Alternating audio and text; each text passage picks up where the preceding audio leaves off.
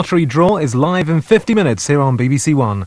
Before that, the Great House at Crinkley Bottom is positively bulging with villagers, eager to start the party.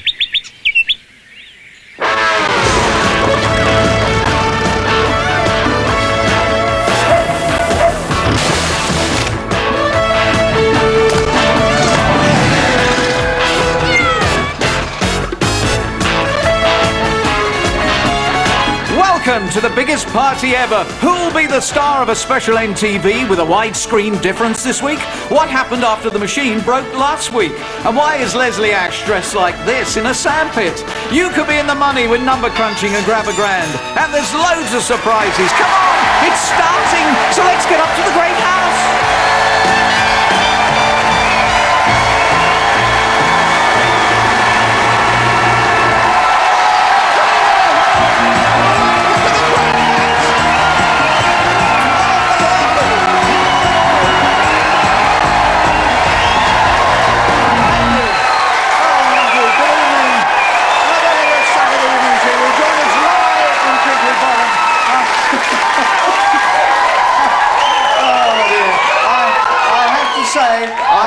I'm going to tell... no, stop it. I'm going to tell on you lot. I have to say, I'm very surprised they could make that noise, because there are some sore heads in the Great House here tonight. You see, yes, that's the truth, because we all went down the Liston Newt last night, and we went there for happy hour, and the clock stopped. Are you getting excited about Christmas? I'm really getting excited about Christmas. I'm going to the Canaries for Christmas. I know it's going to be a bit of a squeeze in that cage, but I am looking forward to it. Anyway, let's get on with the party. And I hope it goes better. I hope it goes better than last week, because last week the curse of Crinkley Bottom gate crashed the house party. Everything went wrong. Anything that could go wrong went wrong. So I wonder what will happen tonight. Grab a grand last week went to worms completely because we had smoke in the thing, and then the phone didn't work, and then the weighing machine at the end didn't work. And so we had to have a Linda re-grab. And while you watched the lottery, we carried on with the party. She only had 20 seconds, but she grabbed an awful lot. See, Linda? All right, come on. All right, next. First time we've ever had a re-grab. There it goes. Oh, just throwing it around. Oh, just because it's just the villagers. You're throwing it all over. I think you've done better this time. Yes? Lovely, jolly good. And so let's stop it at that. 1,100 Virgin Island dollars.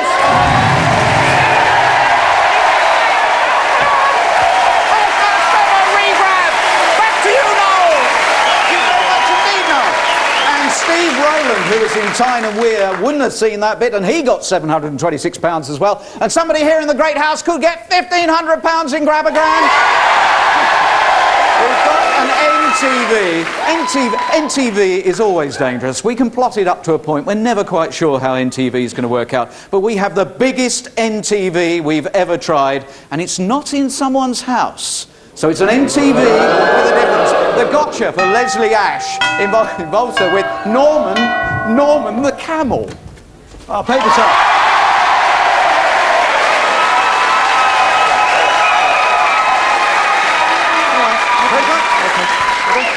Are you the paper boy? Oh, no, I'm real, in actual fact. The paper boy, yes, I know. Questioning it. No, the paper boy got blown out in the 87 winds. Very high winds. Did it? This is not really a job for a grown man. Look, he's talking. No, this is just temporary. I don't want you to worry about me. I'm just waiting for the butcher's boy to die, actually, because he's getting on a bit. Oh, how old is he now? 8. Yes. But then I'll get his bike, and then what I'll be able to have another job as well. Yes. And then after that, I'll be able to have another bike, and I'll be able to ride round, and I'll do the whole job in less than time. He's lost the plot. I've got it all worked out, don't worry about me. Yeah. I'm not stupid.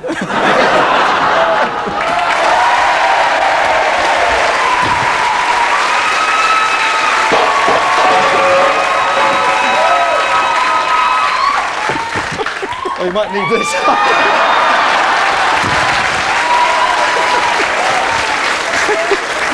Oh, it's going well again, isn't it? OK, let's bring you up to date with a little bit of news here.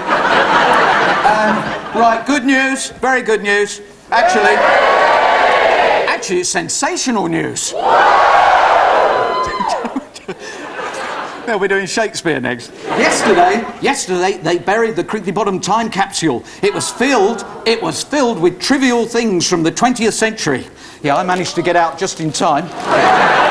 Let's have a look here. What do we got here? Oh, there's a big article here about the village football team, Crinkly Bottom Wanderers. Oh, I played for them this week, and we lost 5-0. I scored 4 of them.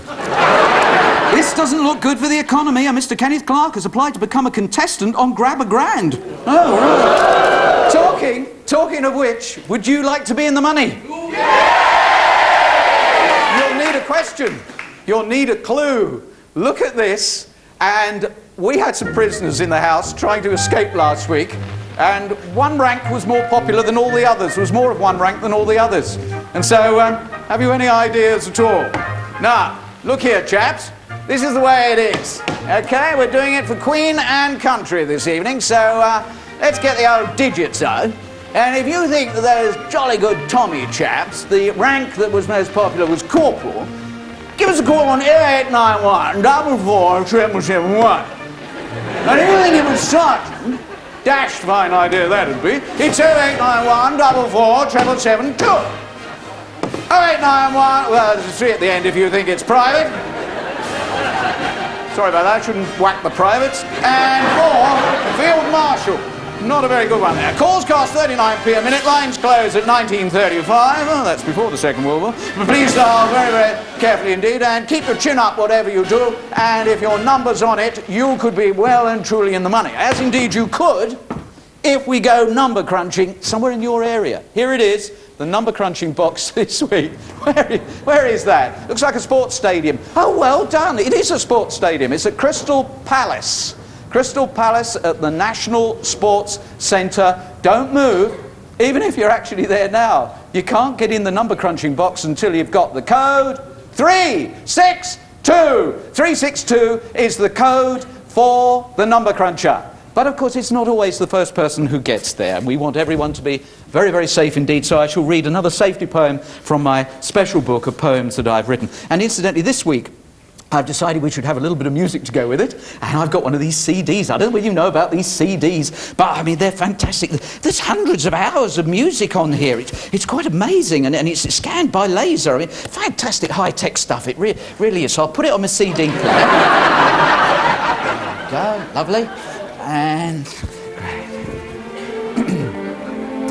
run, run, with the wind at your back, and your hair all tousled and flowing, as you race to our box with those flyaway locks. I just hope you can see where you're going.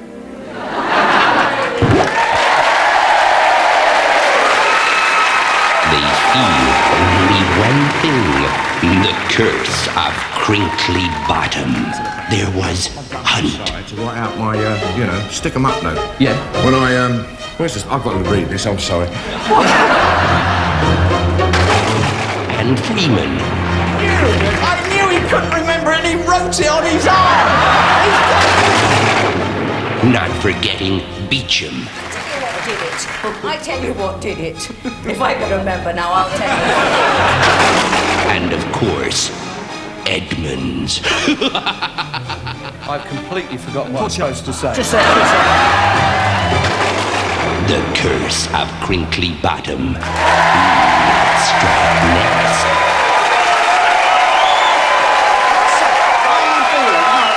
I'm feeling very disappointed this week. I am a bit depressed this week because last week I won an award from the clothes show. I mean, they voted me the worst dressed man on television. And I haven't won anything this week. And I'm very... Oh, excuse me just one moment. Excuse me. Oh!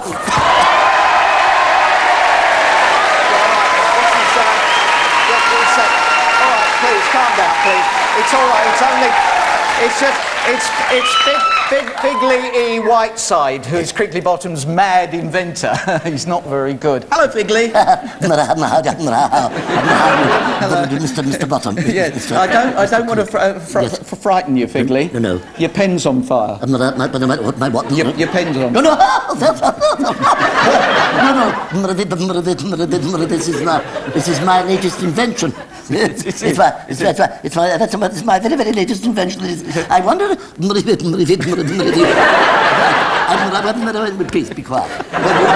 Would you be kind enough to hand me a lump of sugar? Right, okay. Thank you so much. It's very nice. Right. Have you just one lump? There we go. Thank you. What a very nice man you are. There, I pop it in there like that. You see, this is a mixture of sulfuric acid, a pink strychnine, and methylated spirits of blob. Oh, yes. 1 teaspoonful of this, it'll strip the paint off the Blackpool Tower. Well, that's terrific. That's terrific.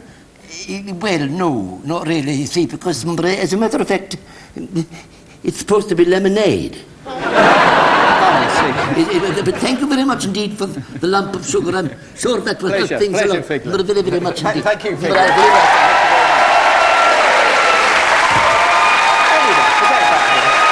MTV this week is so big. The reason why MTV is so big is there is a man who has MTV phobia. He's...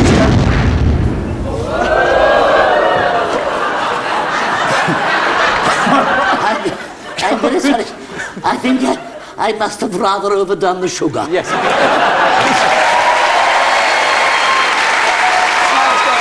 MTV phobia, and he thinks if he goes out of his house, MTV can't get him. And he's gone somewhere. We're waiting for him. But first, it's Craig. Wait till I get you home.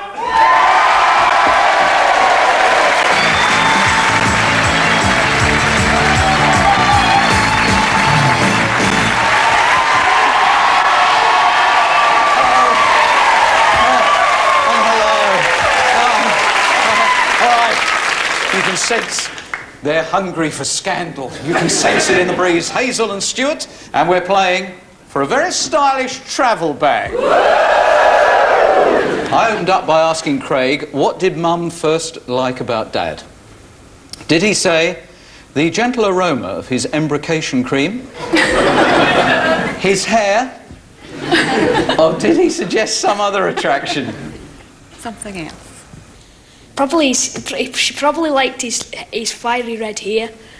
He doesn't have any more of that anymore. Right. And he used to have a little red moustache. Looked like a ferret across his face. The opening salvo as we move on to My Little Purse. And I said to Craig, what will your wife look like, do you think, Craig? Now, did he say, whoa? Yabba-dabba-doo! Or something else? I think probably the first one. First one. She's like Claudia Schiffer. Whoa. Whoa. That's exactly what I mean. Have you seen her 1994 calendar? Have you seen Four after you've seen that? There's a bit of sauce in the air. It's crinkly bottom sauce that we're offering you now. Said to Craig, how would you propose to your wife? Did he say it would be romantic, probably somewhere between Casualty and Match of the Day? Or I'd do it on your show? Or something else? Something else? Something else. Something else, I think. You have decided you want to ask her to marry you. How will you plan it and what will you say? Well, I'd ring you up and I'd say, is it alright if I come onto your show and ask my girlfriend to marry me?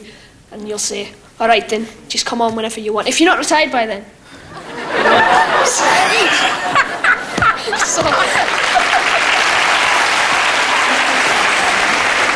Noel's Toby Jug, that's what we're offering. So, Craig, I said, what does Dad like to watch on television? Did he say pets win prizes? Football on the bill? Or did he say something else? Football on the bill. Football on the bill. Would anything drag him away from the television set? If he needed the toilet. Which is very rare. because he can hold it in for ages. So, but when he eventually needs it, he runs up the stairs and, tell me what happens. So I just wait for a couple of minutes, then I come out and I go, goal! And he comes bombing back down the stairs. And now Craig comes bombing down the stairs.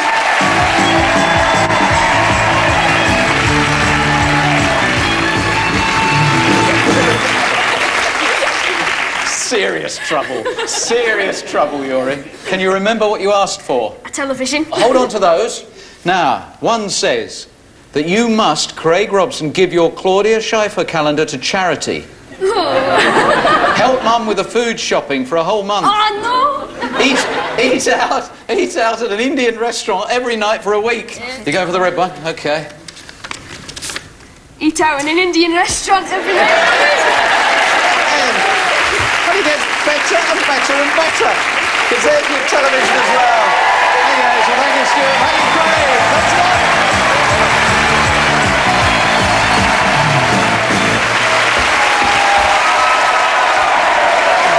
I'm getting seriously keyed up here. This MTV is going to be very special, I hope. And who's going for a trip around the Great House? I wonder who will be going. It's turning out to be quite a tourist attraction, people queuing for miles through Crinkly Bottom, wanting to look around this great house. And a gotcha for Leslie Ash. She gets to grips with a camel and with a goat. Don't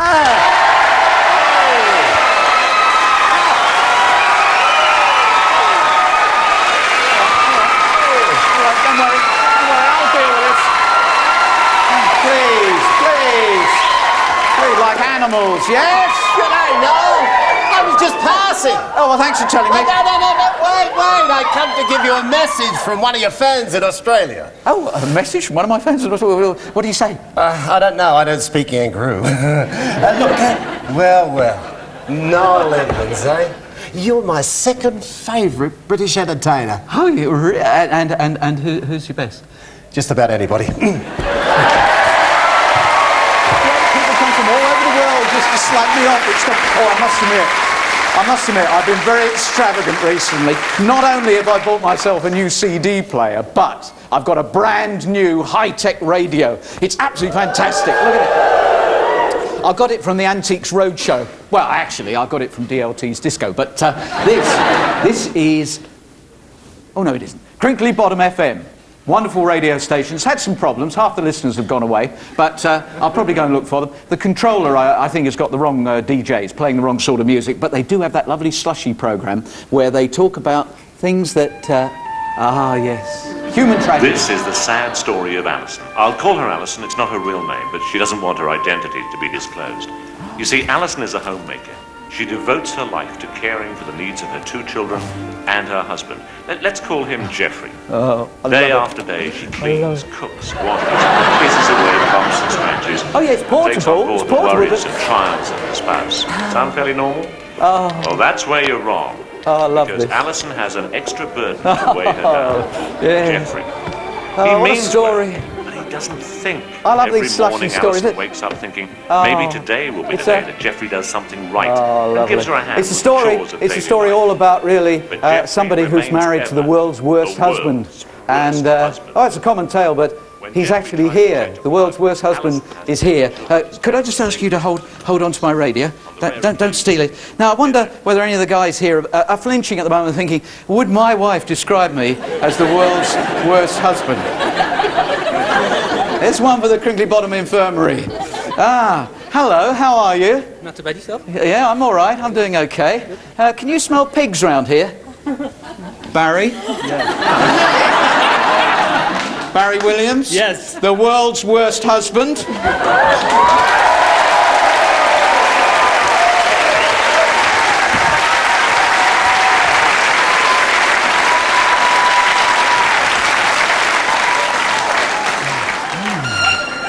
Your wife, Michelle, describes you as the world's worst husband. Even when you try, you fail, don't you? Yes. You thought you'd help with the washing. And he went to the washing machine and he removed the clothes and he went and hung them on the line. Except they hadn't been through the wash cycle, had they? No. And when he came to gardening, he had a bit of a problem because he was watering the lawn with a hose and then he thought he'd have a drink and he put the hose in and he knocked a tooth out. And you borrowed your little daughter's potty for 9 days so that you could sit there hoping to see the tooth again, didn't you? And he's a pig farmer. He's a pig farmer from North Wales, and when you come in, you take all your clothes off in the cellar, and then you walk around the house with just your littlies on, doing impressions of sumo wrestlers. They do. Yeah, but probably the worst thing was when you made a pizza. And you left the washing up bowl on top of the grill, and your wife thought that the pizza had a really nice cheese topping, but it was plastic. I think you ought to come for a trip round the house. Come with us. Do come with us. Right, up you go. You're going to love this. Oh, the wrestlers are waiting for you. In you go. All right, good. Am I right in thinking you got bitten on the bottom by one of your boards this week? Yeah, well, this will take the mind off it, because enjoy the trip. Nice to see you, Barry.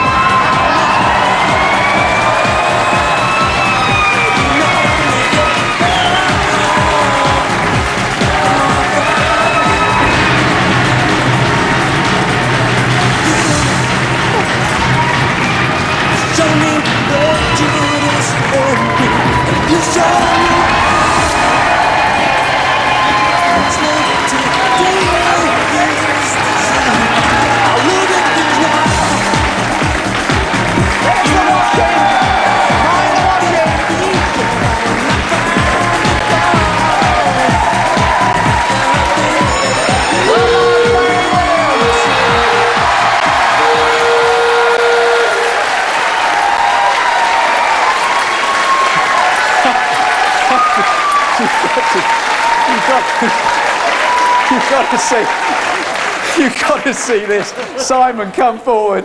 He copped it as well. What a brave man! They're brave men on Crinkly Bottom television. Oh, it's coming! Here we go.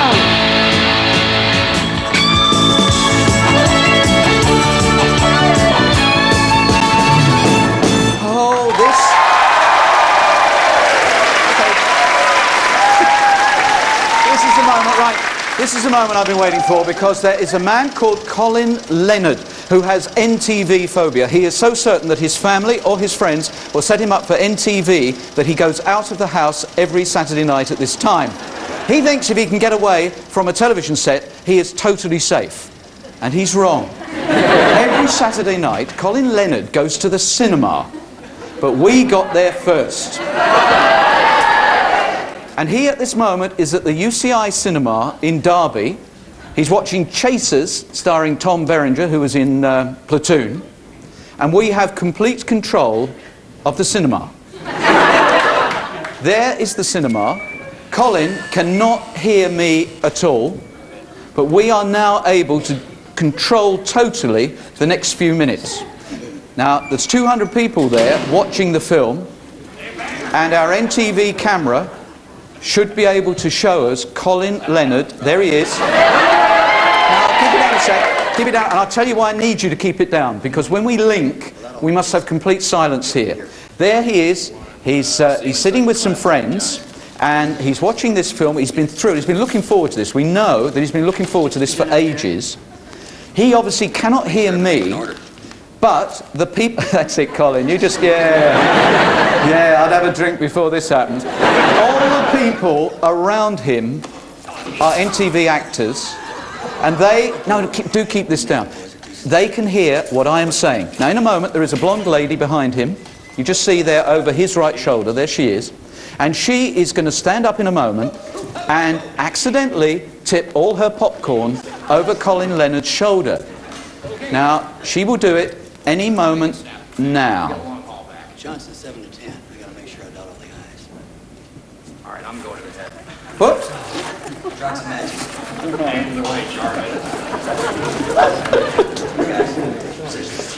Right. Now he still thinks this is a normal situation. In front, there's a woman with a terrible cold who's getting very ratty about the noise that's going on. She will turn round and give him a hard time about the noise. Right? She's also going to do something else horrible in a minute. Now, directly behind Colin is a man with a mobile phone, which is going to ring in a moment with an important message, and he does not have a pen. There it goes.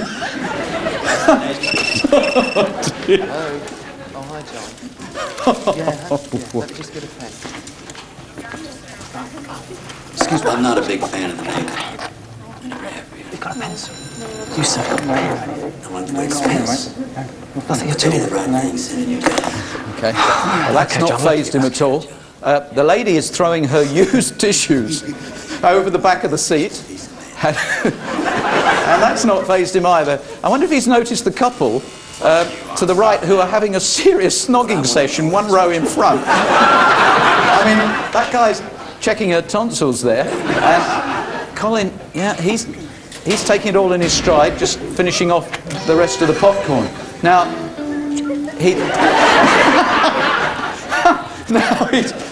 his biggest moment is now going to come, because hopefully he's enjoying this Hollywood spectacular, and he is about to star in it. Because, and this is the moment I've really been looking forward to, what we can do, we have a set here which matches the film action, and we know that there's a moment in the film where we can cut in here, and I need you all to be quiet, because if you laugh at all it will blow it completely. It's a hard action American movie, and we've got to try and make our picture look the same, so if we can squig the picture a bit. We need a lighting change as well. If we can change the lights. How long? 10 seconds. 10 seconds, 10 seconds to the moment. Please don't laugh or give it away at all. He will see this action and then he'll star in it. 3, 2, 1, 0. Captain, I don't think it was a right decision to send those two men to get the prisoner. My hands are tied on this one, sailor. I remember when this used to be a real man's navy, and now we send boys to do men's work. You think we need an expert, sir? I think we need a real man. You got someone in mind? Yeah, a superhero. Lieutenant Leonard. You don't mean Colin Leonard, do you, sir? I do. Colin Leonard. Never phased, a real superhero. He'd sit it out, never stuck for a word. Always there when you want him. Yeah, but sir, how do we contact him? I mean, I hear he's an MI5. No. He's an M8. Just down there, next to his wife. She's an M7.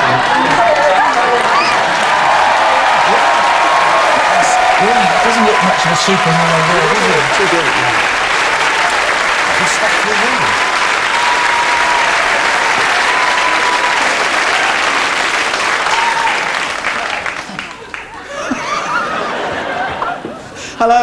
Hello, Colin Leonard.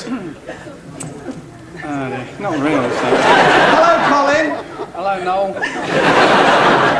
Sorry, I'll just apologise to the 200 people who are there in the cinema in Derby. You can go back to the film in just a moment. Colin, you've always feared NTV, so you go to the cinema to get away from us, don't you? Yeah. And here we are, saying hello to you. And there you were on the big screen, and you really are somebody who deserves to be on the big screen. Oh, look. Oh, they're all getting carried away with the moment of fame there. The big screen, Colin, is a place where you should be. We have the nominations for your starring role in this Hollywood blockbuster on the big screen in your local cinema. The nominations are, for Tarzan Lord of the Apes, Colin Leonard. For White Men Can't Jump, Colin Leonard. For Ice Cold in Alex, Colin Leonard. And for Let Your Finger Do the Walking, Colin Leonard.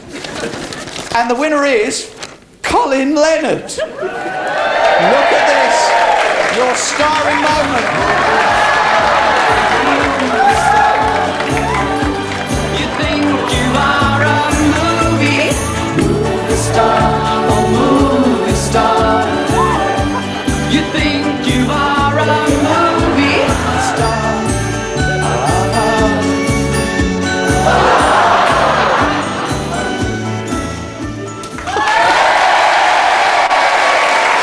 Colin Leonard, the man who thought he could outrun MTV.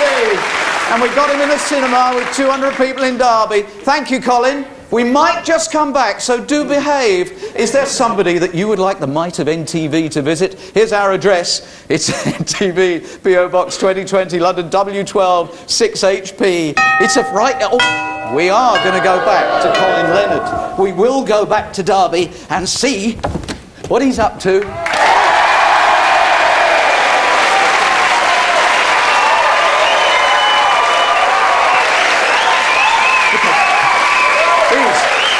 business with you. No. Your hair. Oh, what? It looks natural. I'm from the Crinkly Bottom Stud. Oh, what does he want now? The Crinkly Bottom Stud Farm, where we breed the horses. Oh. I'm taking my horses to market. Oh, what, you're going to sell your horses at the market? No, we're going Christmas shopping. No, I've got to sell one of them. Oh. I don't want to. Oh. I give them all names, you know. Wind Dancer, Trigger, Lightning. In fact, I've named one after you. Oh, which one? Lurch. Poor old thing. He can't have children anymore. No. Not since the accident with the 5-bar gate. What accident? He thought it was a 4-bar gate. He's the one I'm selling. 3 legs, half a tail, no ears. No ears? Oh, just as well he hasn't got to wear glasses. Anyway, why are you having to sell your horses? Because of our landlord, he's put up the rent again. Oh, has he? He's a mean, stingy, parsimonious old miser. You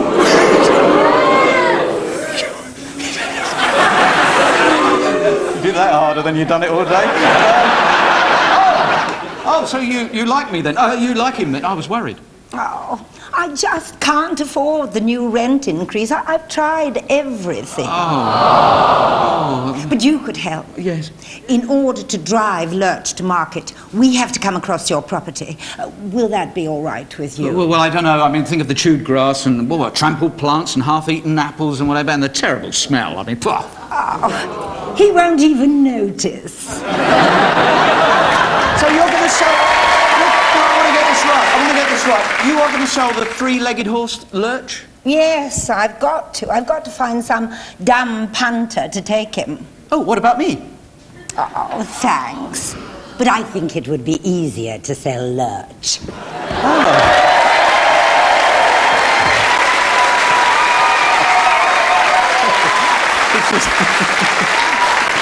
If she's that short of money, she could have a whip round. Anyway, I know what you're thinking. I bet you're thinking, how did they do that in TV? How do you think 200 people in a cinema being interrupted in the middle of a major Hollywood film feel about it? Well, you were all in on it, weren't you? Yeah! All 200 of them. Say goodbye to Colin. We got someone number crunching. We got someone going to the... Yes? Oh, caught you on the blocks there. Oh, very good. Right, now the problem is the box this week is not empty. I'm going 300 metres here in Crystal Palace. You only got 6 months of our gas meters. Come on, Nancy girl. Oh, and not only that, what are you getting here?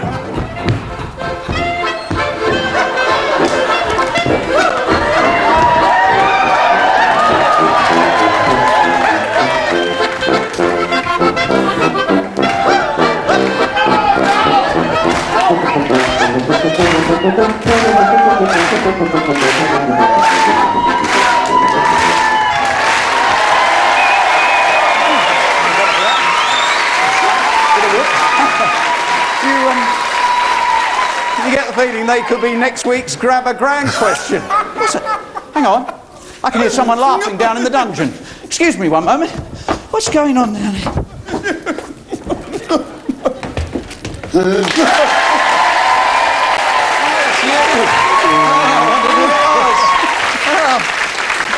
Is he good? Yes, brilliant. There's this little bloke, and he's just so funny. Where is he now? I don't know. He just went. Oh, I hope nothing's happened to him. Oh, well, I'm going to go anyway. Enjoy. No!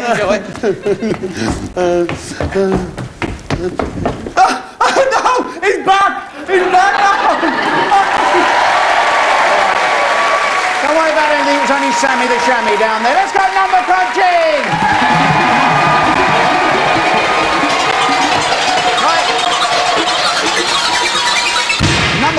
Number Crunch has got a bit of a disadvantage this week because Frank Carson's there. Frank, would you explain the rules to whoever you've got there? Frank? Well, yes, Noel, we're in here all right. Just a second, a bit closer, love. Right. Explain the rules. Game and just enjoy myself. There we are. Hello, Noel. Can you explain the rules to her, please, Frank? Yes, indeed. It's Well, what it is, there's a lot of numbers here in the telephone box, and they'll all be... Yeah, thanks, Frank. Yeah, that's really good of you. Who are you, by the way? I'm Alison, Noel. Hello, Alison. Hello, Noel. Hello. Sorry about the Frank thing. They should stop now. I'm pressing this thing and the bloody thing... There we go. We've stopped. What number are you looking at? I've got 4361. Yeah, sorry about that thing on your shoulder. OK, now we're going to go scrambling it into our new code. You should still be looking at 4361. Mm-hmm. OK.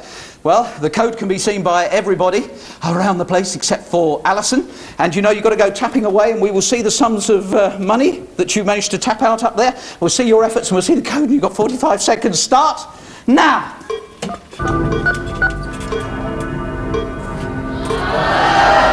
Oh. Right. You haven't got the first number right yet. Oh, yes, you got first one right. First one's right. You're up to 56 pounds. You're very close. You're very close. You're up to 70 pounds. Yes! 21 seconds. The rich people said it couldn't be done, and now everyone seems to be doing it. Right, you got 84 pounds you managed to get. Do you want to go for the gamble? Yes, please. Okay, pull the gamble handle. What's it going to be? You've doubled it. 168 pounds. That makes up for being cobbled by Frank Carson. Well done, Alison. Number crunching leads us to Leslie Ash and a gotcha to...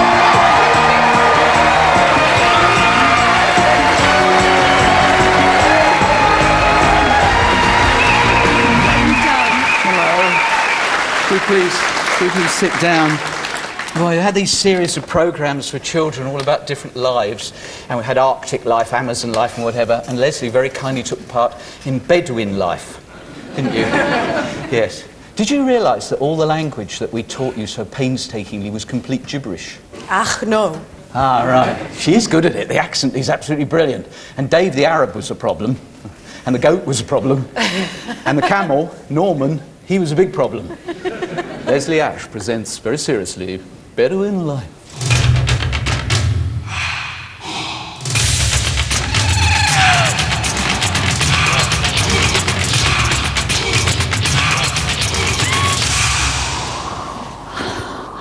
Hello. You never guess where I am today. Yes, that's right. The Sahara. Well, it's another scorching day here, and I need to get to the oasis of Ahor, so I can tell you more of Bedouin life. Am I glad to see you? I need to get to the oasis of Ahor. Ahor? Then you need my finest camel, Mustafa. You can teach me to ride a camel? Of course I can. And Kaimda, Mustafa. Remember, the camel will only do as you command it.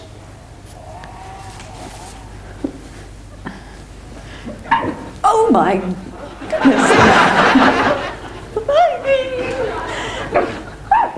Very good. And oh my.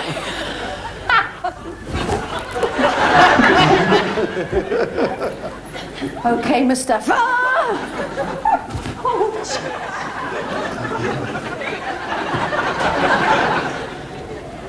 Okay, Mustafa. Enchach,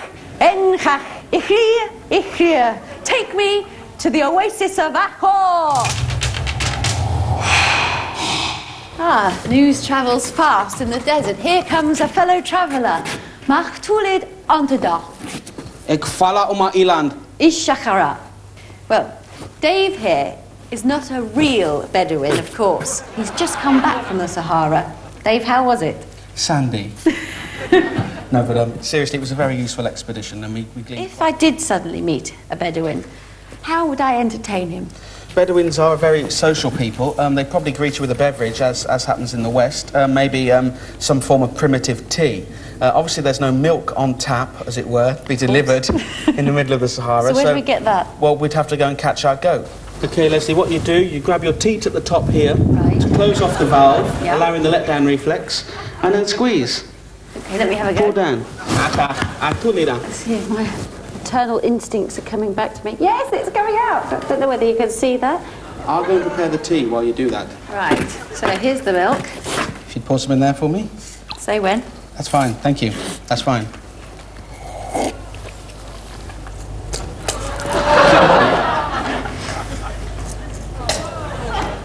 And this is how they would ferment the tea and share it amongst the tribe. And I have to share that after you spitting in it? And how many cups of tea do you have to have? Well, you'd have to drink 3 cups of tea. It'd be a great insult if you didn't. And after you've actually drunk your tea, you would have to belch as well. Even the ladies? Especially the ladies. Really? Yeah. Cheers. Cheers.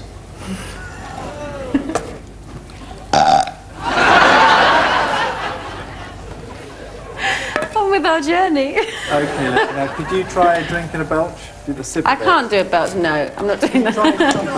Well, shall I do the noise? I can't. All I can do is open my mouth and nothing come out. Let's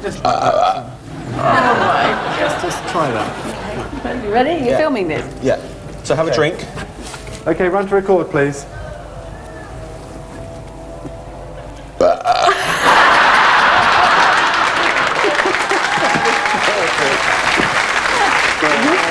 Action.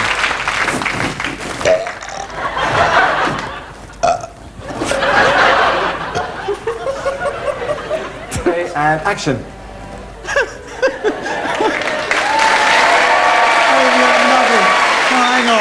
Hang on. So far we have learnt nothing about Bedouin life. Do you remember the bit when we got to the folklore, there were 2 Arabs bartering for a camel? Do you remember that bit? No? They weren't actually bartering for a camel, they were trying to buy you. As you will know now, don't cry, it's funny. Hey, Khaled, I've heard that you can read signs in the sand. Well, will you tell me if my future is going to be good? Yes, I will. I will draw the 7 lines of fate in the mystical sands. The sign is not good. It is written that you must appease the gods and summon them by blowing through this at a serpent. Right. This will summon the god and warrior of Amanah. He will give you a gift and tell you what to do. Ara! Ara!